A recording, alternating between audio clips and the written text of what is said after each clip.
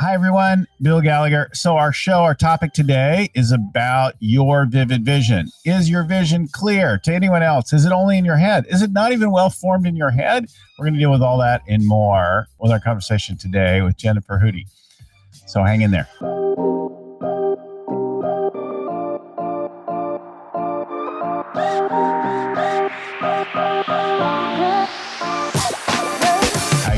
My name is Bill Gallagher, scaling coach, host of the Scaling Up Business podcast. We bring shows like this, over 300 now, to you every week.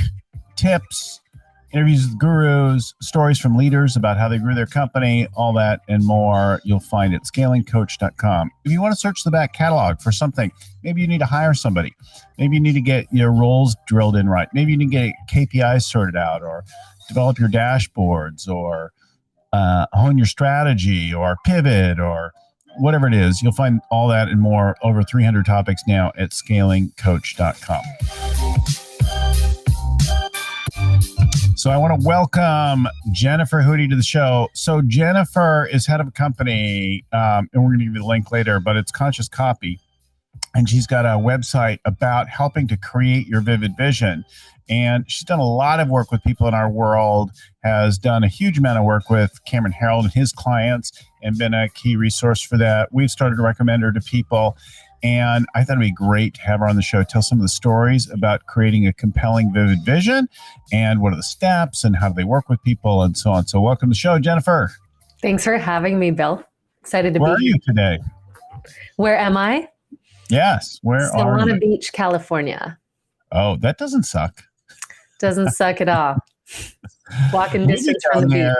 We'll be down near there soon. Actually, we've got stops coming up with clients in Santa Barbara, Los Angeles, Orange County, and San Diego, Carlsbad, and it's close.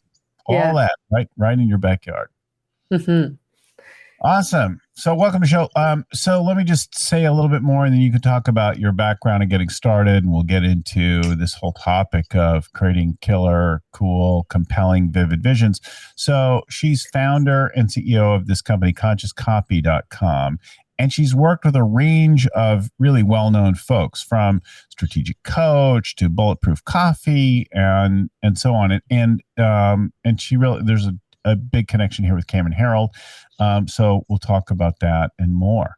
So as we get started, talk to us about your background and how what led to this. Mm-hmm. What were you as a young girl that had you feel like this?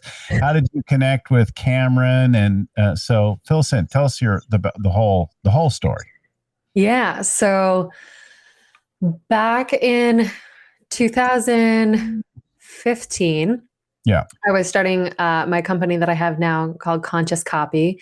And I was just starting off. I was a contractor at the time, wanted to kind of make it in the digital marketing industry, and wasn't well known by any means yet, just had my own experience and background of gaining some momentum in the digital marketing world based on a business that I had started before that. And I was at a business dinner with another group of entrepreneurs, and Cameron Herold happened to be there. And I remember he asked me, "Hey, what do you do?" And I told him a little bit about it. And he's like, "Read my book, Vivid Vision, and make sure to craft a vivid vision for this new business that you're creating." And so I took that advice and sat down, created a vivid vision, which is really painting the picture of what it is you want your company to look like 3 years into the future, as if it already happened.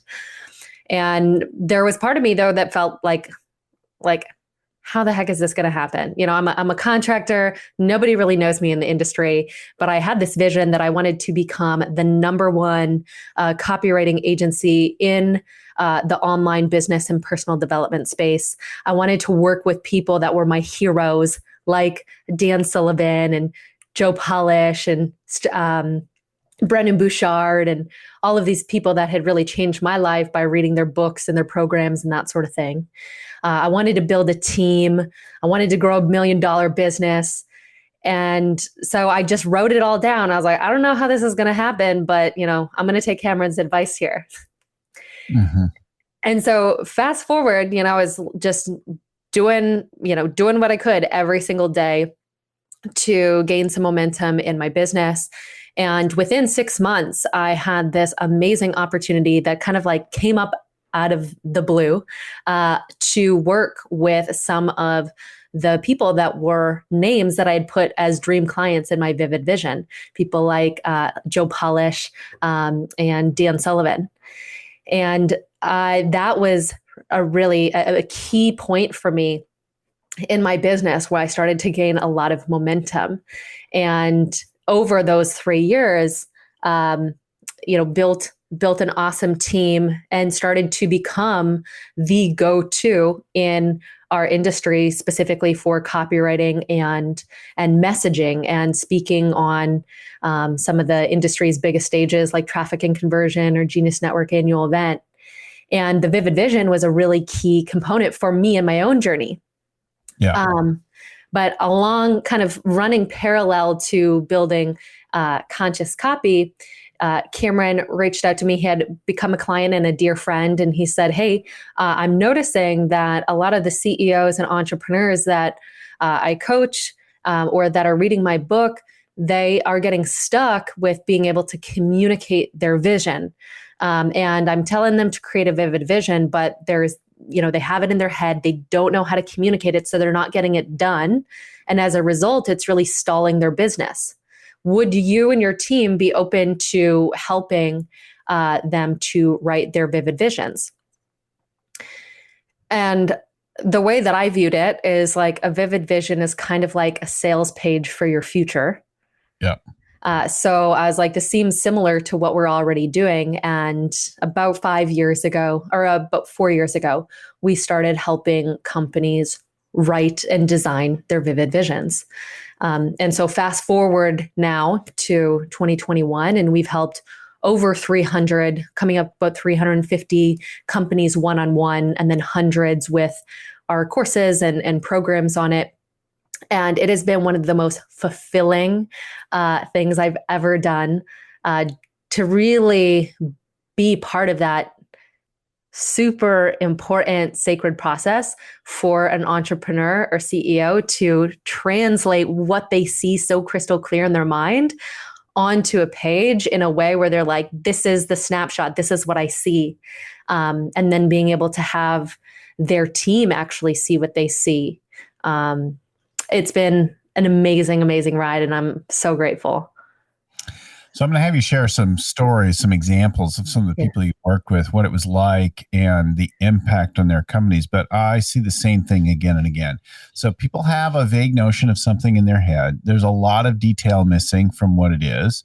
It's certainly not well articulated. And then they get hung up on the process, stopped about how it should look in the end, how much to put in it, not put in it, what the process should look like, who should be involved with it, where to use it.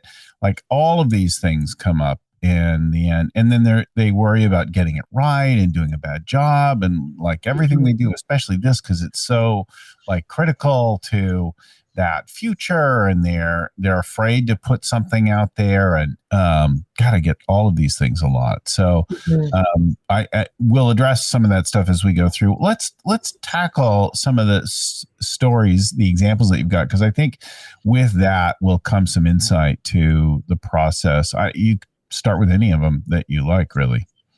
Sure. So, I kind of look at it in twofold when coming up with a vision. And the first one is gaining clarity of the vision. Yeah. And then from there, it's being able to effectively communicate it. Mm-hmm. And so one of my clients that came to me, her name is Victoria, and she was successful in venture capital, and then decided to step away from venture capital, and she wanted to build a coaching business. And when she was building her coaching business, her outcome that she really wanted to focus on was working with some of the top CEOs in Silicon Valley. And she came to me, and she had a vision of some of the key things that she wanted help with. But when we sat down, one of the parts of our process we call a vision expander session. And that's where we actually interview the entrepreneur or CEO. And one of the main intentions too is stretching them a little bit. If we can like sense them, maybe their 3-year vision, they're playing a little bit smaller than we know that what's possible for them, we'll invite them to think bigger. And so with her, when she was talking about what her core business activities look like, one of the ideas that dropped in was the idea of equity deals. She's working with these larger companies. And in that vivid vision, she was able to get way more clear than even she was in her mind, or in the vision expander session, way more clear than in her mind. And then we were able to turn it into the vivid vision. And I remember her leaving the expander session being like, I had no idea how I'm going to make this happen. And I was like, that's not the point for right now. Like the point of the vision is to focus on the what, the why, the where, and leave the how to another session. And so fast forward, and she ended up, again, in some really wild ways, attracting in some key companies in Silicon Valley. One of them in which, when she started working with the two founders, they were valued at about $600 million. When they ended up getting acquired to PayPal for $2.1 billion in 18 months. Yeah. And she had an equity deal in addition to that, so, and that happened, she thought, gosh, okay, that's about 3 years down the line. That happened in 18 months. But that wouldn't have happened if she didn't get crystal clear of what she really wanted and put it down on paper, which can sometimes feel a little bold when there's one thing we can think in our mind, but putting it down is like, okay, we're going for this. Yeah. I've certainly struggled with that in the past. Like there's what I really, really want. And then there's what I want to go on record. And I want more than I often say. And I think I'm not alone in this. And I don't want to look like a fool for playing a big game or declaration and then come up short. And then people, yeah, but he said whatever. And he's not really doing that. And look, and then, right. I've done that one definitely a few times. Oh, me too. Yeah, because it's one thing for us to write down. I call it like the golden, being aware of the golden jail cell. So on that vision expander session, one of the questions we'll ask is like, do you really want this? And like, if this all comes true, would you love it? Yeah. Because the last thing we want to have happen is develop a vision, pour your time, money, resources, and life force into it, and then get there 3 years later and realize that it's not what you wanted, but it wasn't even what you wanted to begin with. And you knew that. Yeah. And then you feel trapped. I think so I hear like playing it safe, but then I also hear doing what you think others want you to do versus declaring and playing a game for what you really want. That thing of like, well, I think I'm supposed to say this, right? My spouse, my funders, the other people want me to say this, so I'm going to say that. And I think we do that to varying degrees and not even necessarily conscious, which is really, I think, great about your reality check question. Like, would you really be happy if you had this?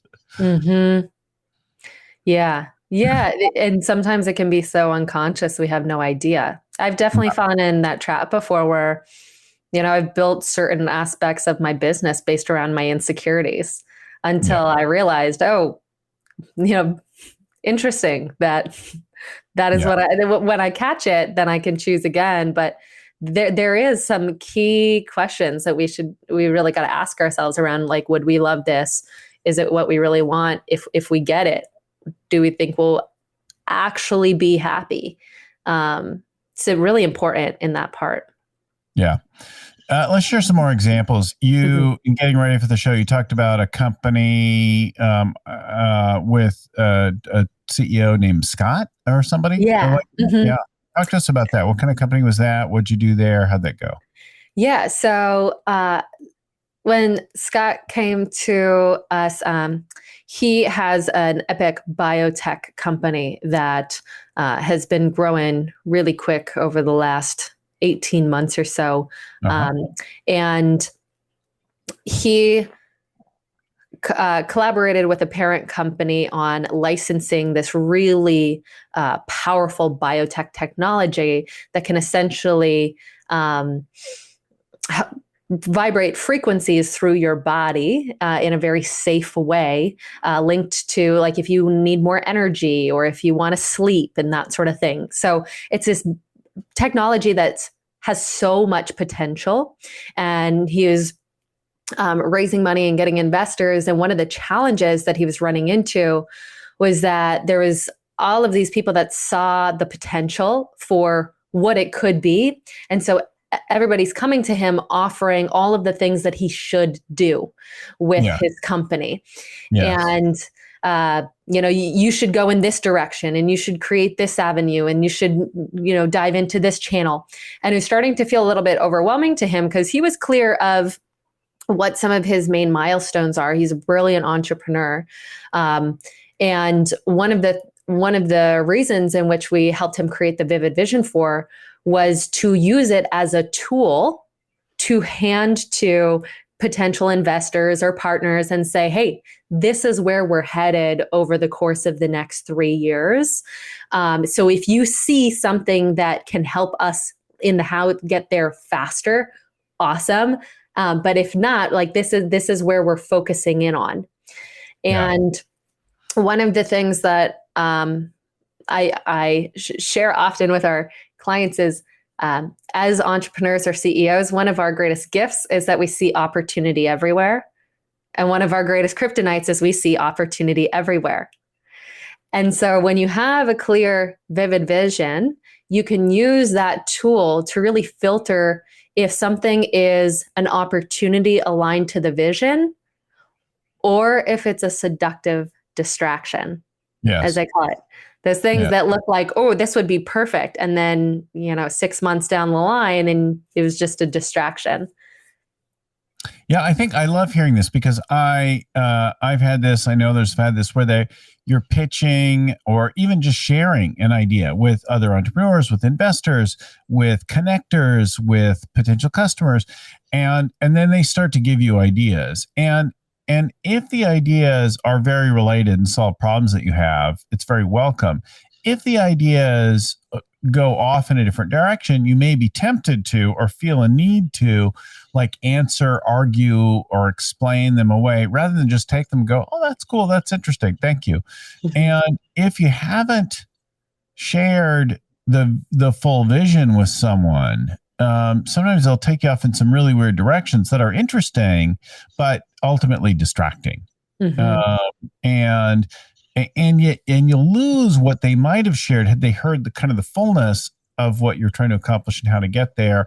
And I hear pros and cons of that, but it could be frustrating, right? To get ideas and then end up being like, well, they're not really open to anything because it looks like you're swatting away things, or even hiring people that come in and they are all excited about your technology or your product or service, and then they have a totally different idea about where it's going.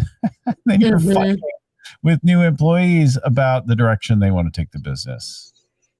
Absolutely. Yeah. And if we look at any great company that like grows rapidly, it's because they had the ability to focus. It's like a magnifying glass. If the sun shines on you, it's going to be relatively warm, but put a magnifying glass on the part of your skin and it focuses in and you can make a pretty big dent there. And the same thing goes when we're able to just pinpoint where are we focusing and doubling down on that. And it's something too, as an entrepreneur myself, I got to look at my vivid vision multiple times a week or sometimes even a day, just to remind myself, this is where we're going. Shiny object. Nope. This is where we're going. Let's talk more about how to use it. You also shared a guide with a community bank, a multi-location community bank, and what they did with their vision. Can you tell us about that? Yeah. So, one of our clients, Adam, came to us. He is a multi-location community bank, and one of the challenges that he was running into is he saw the direction in which he wanted to take the company, and he was really quite clear of it. But he was noticing that the rest of his team didn't see what he saw, and there were some team members that if they had meetings or strategic meetings, they'd hear parts of the vision here and there, and they were feeling really inspired. But across the board, the whole company didn't see this kind of up level direction that they were planning on going into. So our team helped him in gaining clarity or clarifying the vision even more, but getting it out on paper, designing it. And when he went into the boardroom to share with first his core team, he shared that the team that walked in to the meeting and the team that walked out, it was a completely different team. And some of the main reasons in what he shared was with the team that came in, a lot of them were operating and making decisions from where the company was currently at. And he was feeling like he had to micromanage them a lot. And some of the comments as they were going through the vision was like, oh, that's why we're doing that. Or like, this makes so much sense now. Or like, oh, I see why we're doing this now. And it was almost like the puzzle all came together for them. And he had just, shared with our team, it was a completely different energy. And he felt like there was this coherence that happened as a result. And that's a big part of the vivid vision, is aligning the current team so that everyone's on board and making decisions from the vision versus from the current reality or the way that things used to be. And as a result, then the founder and CEO can focus more on working on the business versus having to micromanage, because the team actually sees what the ultimate end outcome is. Yeah. It's funny. This lesson, I think I first learned as a radio DJ. And I remember I was on the phone with our music program director one evening, and I'm like, Ken, why are we playing like this? Music's bullshit, man. I'm sick of that song. I don't want to hear it anymore. He's like, listen, we're not playing music for you. We're playing music for everyone out there, for all the listeners, and they're not sick of that song yet. So put on Dead or Alive again and spin it, right? Like, and I don't know if that was a song or not. I'm just making up something from the 80s, but it was a really good point. Like, you're playing and you're speaking what they need to hear. And sometimes it sounds like you've already done that. You've already covered that. But that repetition of the key thing, that couple of few points that you want to make really clearly, creating that vision, and then just on and on and on, repeating it till people know it, till they memorize it, till they have it as clearly and consistently can recall it as you do, makes a difference. Pat Lencioni, business author guru in this area, has said, look, when your employees, when your team, when your friends can do an impression of you, talking about that vision, do it like an accurate and funny impression of you, you've begun to do it enough. I love that. Yeah. That's fun. I actually have a study that shows that people forget 50 to 80% of what they learned one day after they've heard it, and 97 to 98% after a month. So to that point, if you've shared your vision once or twice, well, I did it at the yearly meeting, it's likely that the team has already forgot about it. Yeah. Cameron Herold does a great example or illustration of this when he's speaking. He says, listen, if we were going to make a movie called Sound of Music, how many of you have seen Sound of Music? And, some hands will go up and others won't. And he'd be like, okay, those of you that have seen this movie, that know about this, you just keep your mouth shut. And then the rest of you, we're going to make this movie. We're going to create a poster for the movie, and it was going to be about, a picnic. Like, where should it be? What should it look like? What should be there? What should they be doing? That kind of thing. And he asked people questions. And he's like, it's a little bit like that for us as business. We have a pretty clear picture of what we want to achieve, but everybody else has a different idea. Mm-hmm. And they're interpreting a few things that we say because you haven't given them enough. I made the picture rich enough, which is, I think, a really useful. Of course, then he shows the poster from the movie from way back when. And you're like, oh, that's not what I was imagining. Yeah, exactly. Like as entrepreneurs, we well, not just entrepreneurs in general, we think that people see what we see when we're explaining something. And it's kind of like, you're saying, okay, we're going to host a party, and you see it in your head and you think everyone knows exactly what kind of party that you see in your head. So you tell your team, okay, great, let's do this. One person thinks it's a wedding, so they bring a wedding cake. Another person thinks it's a luau, so they bring, hula dancers. Another person thinks it's a baby shower, so they bring a bunch of baby shower decorations. And then you come and you're like, no, this was like a bar mitzvah. How did you guys not get it? And that happens so often. I think having hula dancers at your bar mitzvah would be pretty badass. Totally, and a wedding cake, right? So you talked about another one, a marketing company. Tell us about that business and what they did. And I think that's useful. Yeah. So there is this epic marketing company that I've had the pleasure of working with for a few years. And the founder, his name is Billy Jean. And nope. He actually, I think his middle name's Gene, but he did that on purpose too, to be very memorable, but like brilliant marketer. Their Facebook ads have been viewed billions of times. And he's grown his business very quickly, but in the rapid growth, they have such a potent company culture.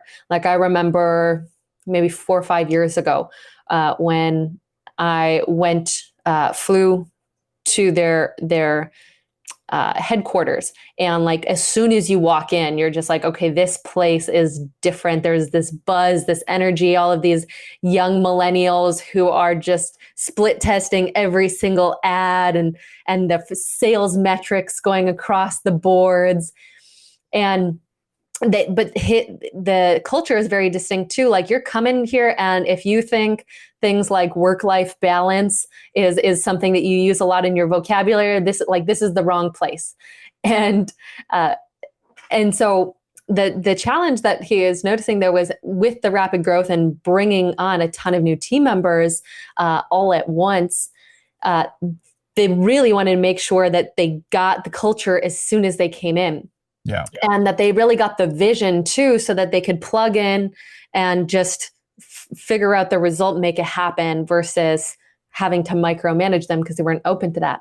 So they used the Vivid Vision a lot in their job descriptions of saying, hey, this is where we're headed. This is what we're about. And if you're not totally stoked by the end of reading this, it's not going to be a good fit. And I love that because then right off the bat, you're getting people who are either into the vision or not. And that's the exact outcome that you want. And then you save yourself so much time and energy going through the rest of the hiring process if they're not really stoked about it. Yeah, it's great and clear. We often end up with people on the team who shouldn't be on the team, customers who shouldn't be on our customer roster, vendors who should be, like all of these people. And if we got clear about that vision, it would make a big difference in having people self-select on or off, like, oh, I want to be part of that, or no, thank you, that sounds terrible to me. Right. And I don't think there's any one right answer. Like I have worked with a number of companies that have scaled lovely and huge, who had work-life balance was really important to them. Mm-hmm. Like having no balance is not the way to do it, but it is one possible way to build your company of really dedicated people who are spending all their time there. And in fact, some of our places to attract and retain people the companies that we've worked with have put in services in the office because they want to keep them there. Of course, in the last year, it's been more about helping to have them work from home and yet still be connected. But in spite of those circumstances right now, that creating that whole thing, that not just what you want to accomplish, but what it looks like in the end, how you're connected, how you work, how you interact with the world, what you do, what you don't do, who you work with, who you don't work with, the impact that you have, the style, the flavor, what kind of people work there, what people say about your business, right? All of this and more that's baked into that. Mm-hmm.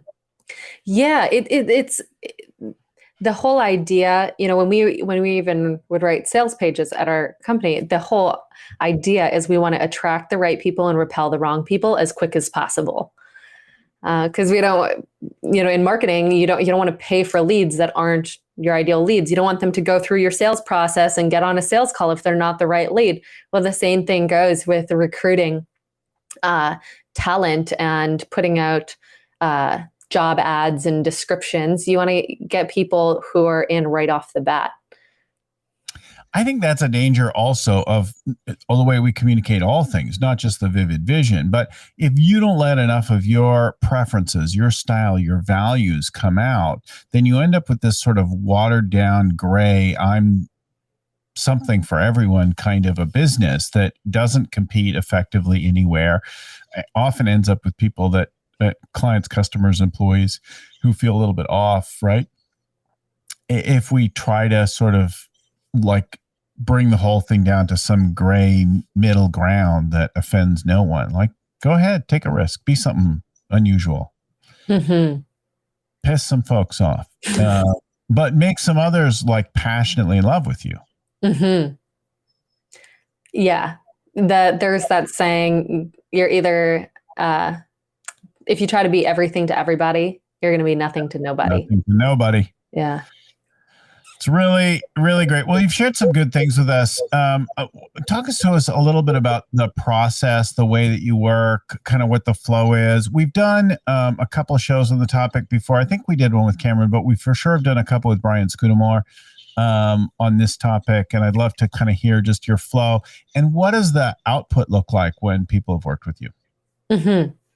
Yeah. So, and for those of people who have watched the episodes with Brian and Cameron, I always, give the big credit that this is where the concept stemmed from.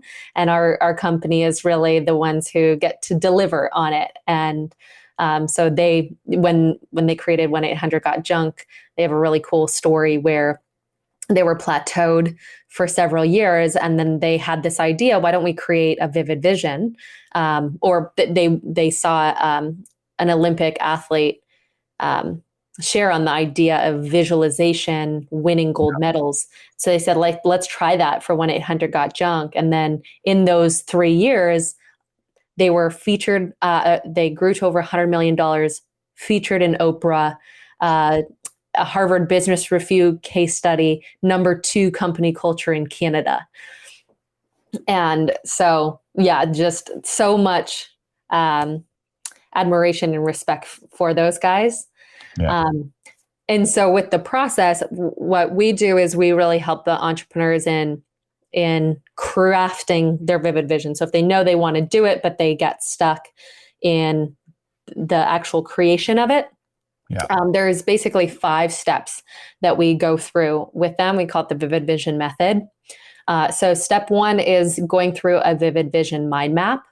So actually going somewhere that is expansive and brainstorming on all of the different areas of your business that you'd love to see 3 years into the future as if it's already happened. And then once that's complete, we go into step 2, which is expanding your vision. So our team actually interviews the entrepreneur or CEO on your vision. So you just have to show up and share the different areas. We help stretch you in some areas if we notice maybe you're playing a little small, or even just ask those questions like, hey, is this what you really want? Step 1, we cover in some detail in an episode with Brian Scudamore, and we've got a set of questions he shares about the process. So we have go listen to the past episode on that. And you could do that part and get started on your own. The step Absolutely. 2, though, is really useful to do with someone like you guys or a coach or somebody where you're getting somebody to push you and really expand that thing and not have you play it so safe. And then also bring some outside listening to it. Yeah. Yeah. And I think it is key to have someone who is very neutral to your vision. I don't recommend having team members help with it, because there is a chance that they're going to put their own spin on it, or they're going to filter things that they like or don't like. 100%. Or They have a stake, right? They care because they have a role. They want to make sure that it has a place for them, or that they're not threatened by it, or like that kind of thing. Or Right. an even bigger one is that they're going to get caught up in the how, and they're going to start asking how questions. And I've witnessed that, where that can just pop, your enthusiasm bubble when you're in the vision, you're experiencing, painting the picture, and then it's like, well, how the hell are we going to make that happen? Poof, Yes. you're back in. Dial it back. I Yeah. can't have a huge private jet. I've got to settle for a little crop duster. Yeah, exactly. Yeah. So that part is really key. And we've also found that most entrepreneurs and CEOs, they are more audible versus writing. They like to just share versus write. So there's so many ideas that come through as they're riffing that maybe even they didn't even know were part of it. Yes. A lot of us are verbal, right? Entrepreneurs who have started companies often have some, maybe they don't even come from sales, but they have some persuasive thing, and that's usually verbal. Yep. You totally get that. So that's step 2. Step 3 is the copy creation. So we have vivid vision writers that are trained to craft the vivid vision using all of Cameron's principles from his book, as well as ensuring that it is persuasive. We want, it is like a sales page for your future. So using language that really pops off the page, is visual, exciting, creates an emotional response, is how we write it. Yeah. And we get feedback from the client, what they like, what they don't like. They're definitely part of that process, but we try to make it as simple as possible for them in giving feedback. And then we go into step 4, which is the vision imagery. So we design. So it's a 5 to 6 page document. We fully customize the design for the company and make sure to add images that would represent that vision, whether they're actual images that they have or finding other images, because that's an important part of it too. We've even had companies who, once we craft the design for their vivid vision, they take that new even branding and then they transfer that over to all of their websites and their marketing to make sure it's a representation of it. And then from there, you really have your vivid vision document. And step 5 is what we call the vivid vision rollout, which we share some of the ways in which to roll it out based on Cameron's recommendations, and how to have that meeting with your team, what questions to ask them, how to get everyone engaged in the vision, and then how to make sure that it's baked into the fabric of your company moving forward, so that you're reviewing it consistently and it's not just a cool document that you created and then goes in a folder somewhere, but you really use it as the tool it's meant to be used for. Yeah, we've definitely seen companies like fill a wall with it, like put either elements or the whole thing up across a wall in the business, or create it as a vision board in their personal office, that kind of thing. I have always liked to take my annual plans and create a collage of them. I'm also long-term things to create visual image reminders that have like a subconscious effect on me. Over in the corner, I can see a picture of my one for last year, and I have a picture of this guy surfing in a chem suit kind of thing, right? And it was a reminder to me that no matter what goes on in the world, like with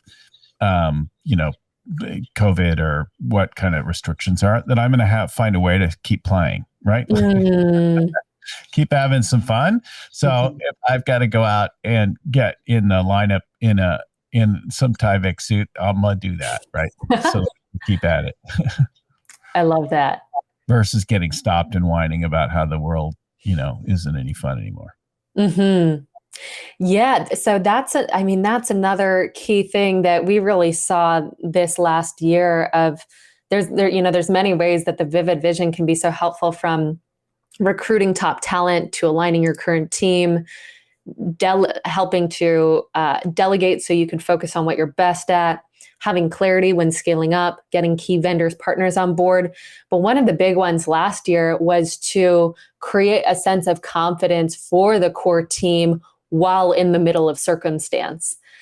So there were companies that, even we did some rapid vivid visions where, a founder said, hey, I have to downsize my company 50% and we're about to lay off 100 people.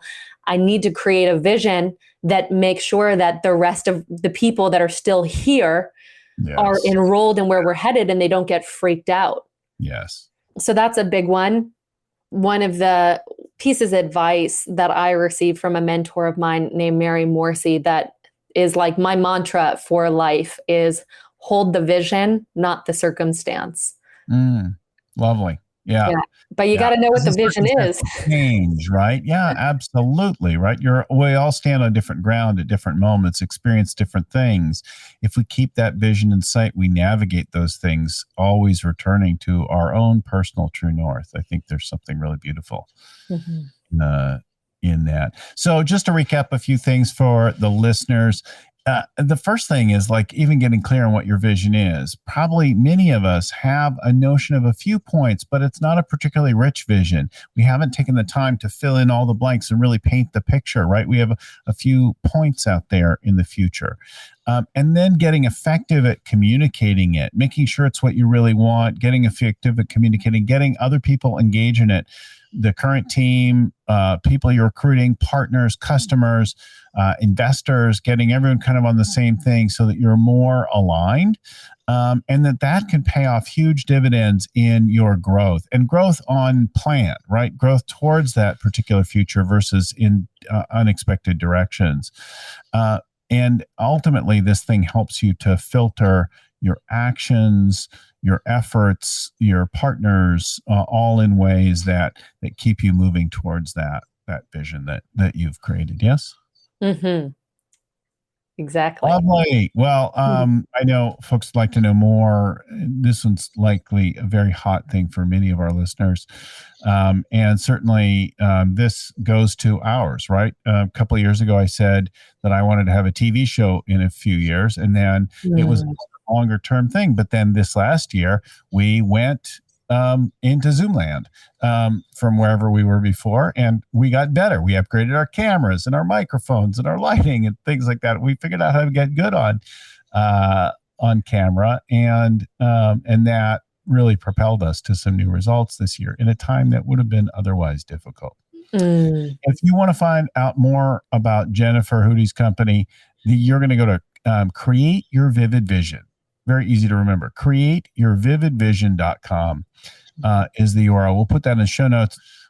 So whether you're listening or watching, that's an easy one to remember. Go check out their company. Whether you work with them or not, you'll get some ideas on how to create your vivid vision, but they can definitely help you. They've done hundreds of companies now, and they really know this process. And it's the kind of thing that many of our company leaders agonize over.